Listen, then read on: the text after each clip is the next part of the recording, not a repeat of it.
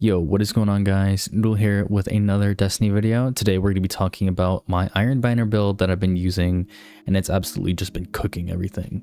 So I bet you guys kind of already noticed that these stat spreads are a bit odd. There's a couple things that I have to say about them, but the first thing being is tier 7 resilience. Yes, I know that's kind of weird for a hunter. One, I like how it combats flinch a little bit, so that's just really nice for those of you who are using snipers or just weapons that tend to flinch a lot. So tier 7 is nice for that, but also just some of the resilience checks tend to be really annoying inside of PvP. So I would say that one of the big ones is going to be the lightweight frame pulse rifles. They got a big buff this season, so tier 6 and below, you can kill a Guardian in 7 crits for a 0.8 second time to kill. This is no damage buff. So you don't want to make it easy for people who don't have damage buffs to just get an optimal time to kill on you. So tier 7 resilience and above, they have to hit 6 crits and 2 bodies. So pretty much you're going to go down in 3 bursts no matter what, but it's really important to survive some of these things.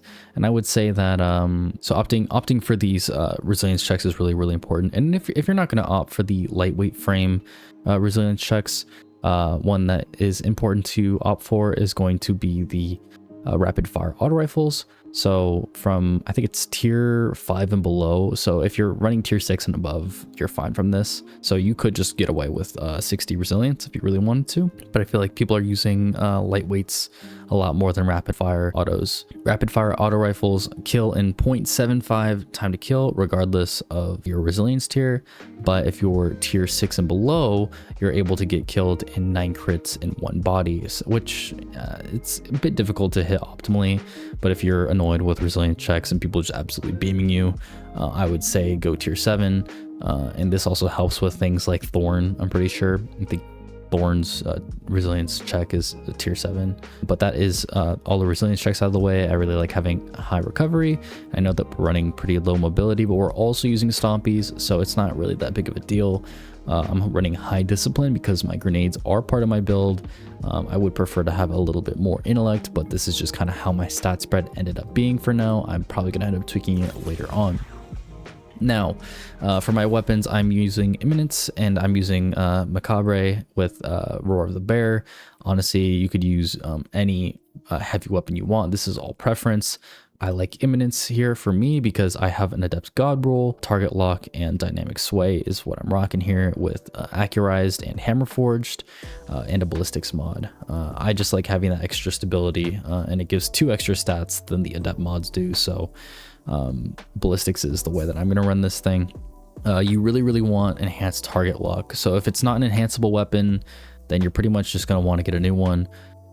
Or if it's not craftable, you don't want to run just normal target lock because enhanced target lock allows you to have a little bit of a TTK shift. A really good SMG that you're able to get is Unending Tempest. This is from Shaxx in the tower, or just playing Crucible matches. You could get it from it at the very end of the game.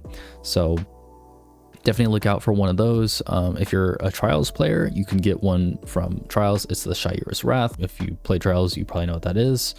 But all of these have enhanceable target lock. The second trait that you would want here is going to be something like Dynamic Sway, Zen Moment, just anything that increases your stability, makes it harder for you to flinch, stuff like that. Or even increasing your range isn't a bad thing. Fragile Focus isn't horrible, but it's not necessarily the best. But increasing stability is pretty important, especially if you're trying to hit as many crits as possible. Having a sniper is my preferred secondary, so my special weapon. You want to have perks like Snapshot, Lone Wolf, Closing Time, Opening Shot, Moving Target, anything that helps with your accuracy, anything that helps with your handling. These are really what you're looking for a sniper. I'm running a lot of stability if I'm able to without decreasing my handling. So you just want to have more stability and increase to handling if you can for your barrels and your magazines. And then sitting around a 40 to 45 zoom is around the range that you want to get to. I'm using a Marksman's Optics low mod for my Macabre, so it drops it down to a 43 zoom, and this is pretty noticeable. But that is my sniper, and again, we already talked about heavies and how you kind of want to just kind of use whatever you're comfortable with. But one important thing is impulse amplifier on grenade launchers and rocket launchers for PvP. That's what you want. I'm actually surprised that I haven't used this thing yet. I've been using the wrong one for a while. But impulse amplifier for anything that has velocity based projectiles, and then for machine guns you want to run something that has backup mag and extended mag. This is not my PvP role for this weapon, so I'm just going to be running this in PvE. But again, you want to run extended mag, backup mag for the largest magazine size, giving you the most ammo that you can get from the weapon inside of PvP. Moving on to our subclass. Now this is pretty important. I would say that the best super is going to be Silence and Squall. You just get it back the fastest. It shuts down the most things. You could just run Golden Gun if you really wanted to, but it's a 916 base cooldown versus the 735. And then Storm's Edge is great, but it's a 1025 base cooldown, and a 3-minute difference between supers. Depending on the game mode, that's a whole game won or lost depending on what super you're running. So honestly, I really like Silence and Squall. Super uptime is important. For my abilities, I really like Gambler's Dodge. I think it's the most consistent. I like the utility for it, being able to get your melee back so you don't have to spec into melee. Marksman's Dodge isn't bad either. It's a faster base cooldown, which is really nice. But other than that, I feel like Gambler's Dodge just does more. And then Acrobat's Dodge, I would never really run this unless I'm building into Radiant. And if I'm building into Radiant, I might as well just be on a solar subclass instead of Prismatic. Our jump, I really like Strafe Jump. Triple Jump is really more for people who can't time their jumps very well. I would always recommend learning Strafe Jump over Triple Jump. And then Blink is also pretty good, but this is more of a momentum-based jump. I would never recommend people running High Jump. High Jump is just not good for PvP. And honestly, I would only ever use it in PvE if I really needed to get up onto a ledge and I can't get up there with anything else. But I would just pretty much never recommend High Jump. This thing, Bungie, you gotta buff this thing somehow for people to really want to use this. For my melee, Snare Bomb, you could run in Threaded Spike also. I wouldn't really recommend any of these others for the build.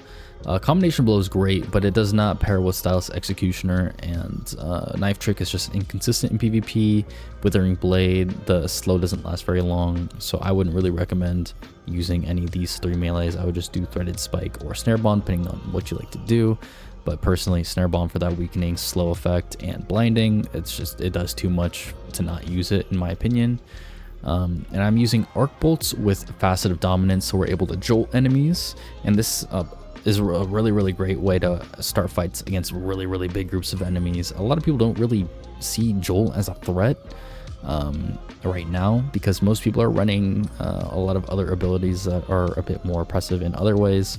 But I just like the ease of use, and also being able to spread Jolt. It's just kind of it catches a lot of people off guard, and it helps with a lot of death balling from different teams. It also makes it so that enemies don't want to really group up as much if they get hit by this kind of thing. They're like, oh, like I gotta get away from everyone. So then they kind of play out of positioning, and they play weird and stupid, and it's more kills for you and your teammates. Dust fields aren't bad. Magnetic grenades would work with Facet of Dominance if you wanted to do that. Any of these grenades really work though. So if you aren't using Void or Arc, you could definitely go for one of these other grenades, taking Facet of Dominance and changing it to something else here. I really like Facet of Justice, being able to give yourself a little bit more intellect for your super cooldowns. For the other fragments that we have, a Facet of Solitude.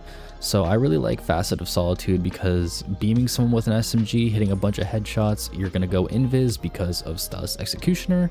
It's going to give you invisibility and True Sight. But overall, it's just a really strong effect inside of PvP, and it's been kind of slept on. A lot of people just run Threaded Spectre and Winter Shroud, and honestly, you could run one of those still. I'm using Winter Shroud because Winter Shroud will also activate Stylus Executioner. Threaded Spectre is not bad, but it's not what I want to use. Winter Shroud and Stylus Executioner are my two preferred aspects here. I'm using Facet of Ruin for a little bit of mobility, Facet of Devotion for me getting a bunch of kills on strand debuff enemies because of Facet of Solitude. That's just going to give me a little bit more light That's just going to give me a bunch of light transcendence energy. And then a facet of blessing. There's going to be a lot of people trying to get in your face because you're using a sniper. So facet of blessing is really, really good for that. Just getting a little bit of health regen, because you're going to get quite a bit of melee kills just because of the way people try to play against you. So I would definitely say that that's just the build right there. These are the mods that I'm running, and I'm going to talk really, really quickly about a couple mods here. So recuperation, better already, reaper, and powerful attraction. This whole set of mods basically gives you built-in worm husk as long as there's an orb around you. So definitely don't sleep on this mod combination. Not to mention, if you get a kill and immediately activate your class ability, like the split second that you get the kill, it's going to activate Reaper. You're going to pick up the orb. You're going to get both of these effects of recuperation and better already. It's a little bit of a glitch, and I'm not sure if Bungie's ever really going to patch it, but it is kind of crazy. So you could lean into that, and I can talk about that later on in a different video. Powerful attraction does have a range though, which does make it a little bit annoying. If you are using Unending Tempest, you could use Wind Chill. Get yourself a little bit of stasis synergy, so you have that frost armor. But other than that, we don't really have many things here. Curative Orbs isn't bad as long as you have the tonic active, but those are all of the different things for this build. I'm going to put a dim link down below in the description for this build, and kind of talk about the playstyle just a second while the gameplay is rolling here. I would say if you're running a sniper, you don't really want to be opening your fights very much with a sniper. You kind of want to open fights more with an SMG. So as long as the map kind of allows you to get closer, then obviously play your SMG. But your sniper should be not really a priority. Like, getting snipes is cool, but SMG kills are going to be a lot easier than getting sniper kills. People are going to want to sit back because you're using an SMG, and then that's when you punish them with the sniper. Or if people are playing way too aggressive, you're obviously not going to be sniping them unless you're just insane. But you know, there's just a lot of situations where you do want to be mainly just playing your SMG. Sniper is just a nice thing to have to complement your SMG. And a lot of people don't look at it that way, because when you're using a shotgun, when you're using a fusion rifle, you're like, okay, I gotta use my special weapon. Most people aren't really using their primaries. I think that's just how a lot of people play in general. A lot of people try to force their special weapons, and you really need to play with your primary a lot more. That's one of the big things, is if you can't learn to use your primary, then you're not gonna really do well in PvP at all. One really nice piece of tech that I like to do is throwing a smoke, throwing my arc bolt grenade, doing a lot of damage and disorienting the enemy, and then jumping above them with stompies. Using strafe jump allows you to get pretty high but still have some good control, and it's gonna allow you to snag quite a bit of kills. Once you get that kill on the person in the smoke, or if they're tagged by the grenade, it's gonna allow you to go invis and kind of reset fights. You can see where enemies are with true sight, so it just makes things a lot easier for you. All the mods that we have on our armor kind of just build into our weapons and allowing them to feel a bit more consistent, but also keeping you alive. So I feel like this build is very strong if you can get used to it. I'm going to maybe make a couple more build videos just for PvP, because I think that not everyone's going to want to snipe. But if you want to snipe, this is a great build for that. So we'll kind of look at what other weapons and stuff we're able to use later on. But if you guys like the video, go ahead and drop a like, drop a comment if there's something else that you want to say about this build, or any tips for a build that's similar to this. I read every comment and I try to reply to as many as I can. And also subscribe if you do like my content and you want to see more of me. We are doing a series on how to better yourself inside of PvP, and kind of just how that all works. But yeah, thank you guys for watching my video, and I'll catch you guys in my next one. Later.